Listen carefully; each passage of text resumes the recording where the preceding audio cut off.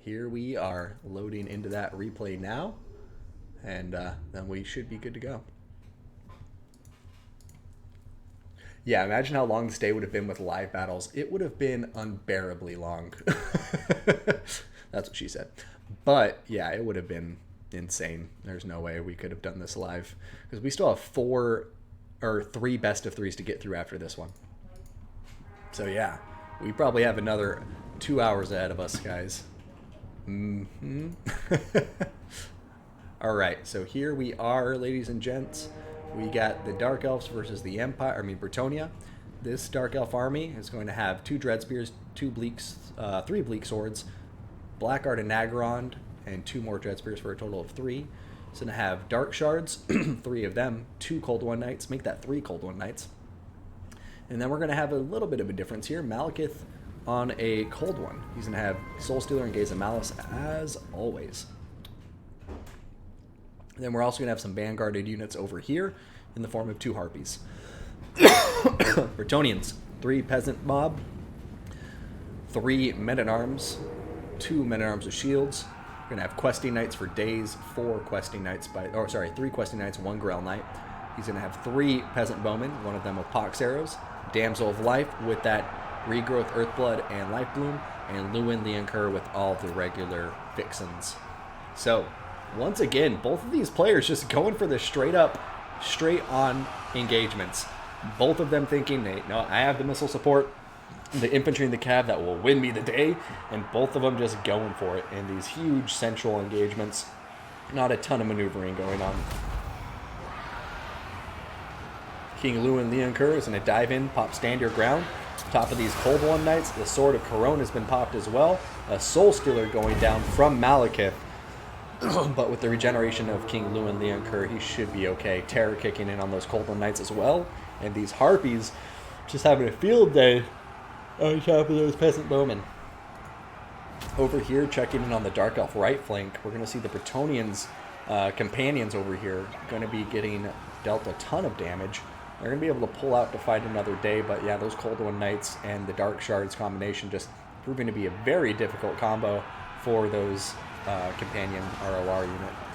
The Grail Knights diving in to counter the Cold One charge, and they are just going to make quick work of those Cold One Knights. They completely outclass them, and yeah, bye-bye Cold One Knights as they start to retreat. Going to see Luwin diving in on top of Malekith now, and oh, what is Malekith going to do here? Oh, he's got some Cold One Knights coming in to help support him, and Luwin's going to turn his attention to those Cold One Knights and start fighting away. But now look at this, guys.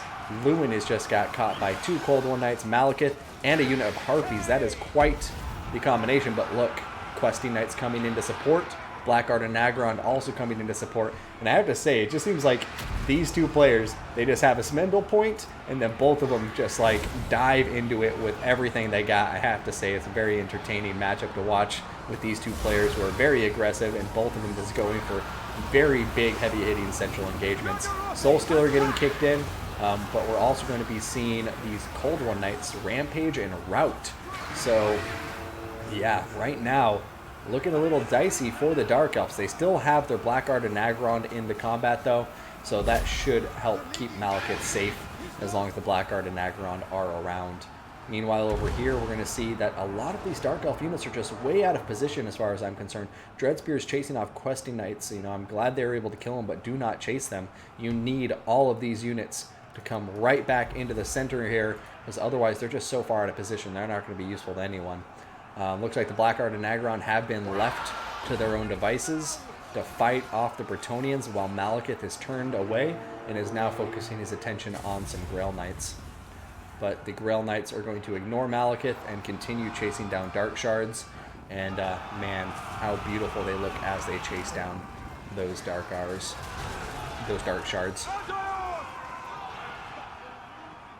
Oh boy. Blackguard and Nagarond are starting to waver. We'll see if they're victorious in the end. I would love to see the companions here get pulled out of combat. They shouldn't be fighting Blackguard. It's not the best prioritization for them. But look at this. Army losses look like they may be kicking in across the battlefield, and Malekith may be the only person holding strong, and even he is now in a world of hurt as he has gotten stuck in combat with Grail Knights. Malekith, a very capable lord, but against Grail Knights, you know, he's going to have his work cut out for him, and I'm not sure if he's going to make it out of this, guys. Oh, Dark Shard's coming in just in the nick of time, though, and these guys could help keep him alive.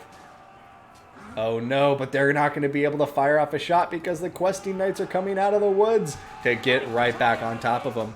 And at this point, it's going to be a GG. The Bretonnians beating the Dark Elves once again. Can any Dark Elf player beat the Bretonnians? I don't know. According to today's tournament, maybe not. But I kid. There's been plenty of Bretonnians losing to Dark Elves that I've seen. But Gaze of Malice going in. Now Malekith has a Sword of Corona on him, and Lewin is on top. That's going to be a Shatter and a GG to Prussian Prince, winning that very close best of 3 in a 2-1 fashion. Yeah, great games to both players.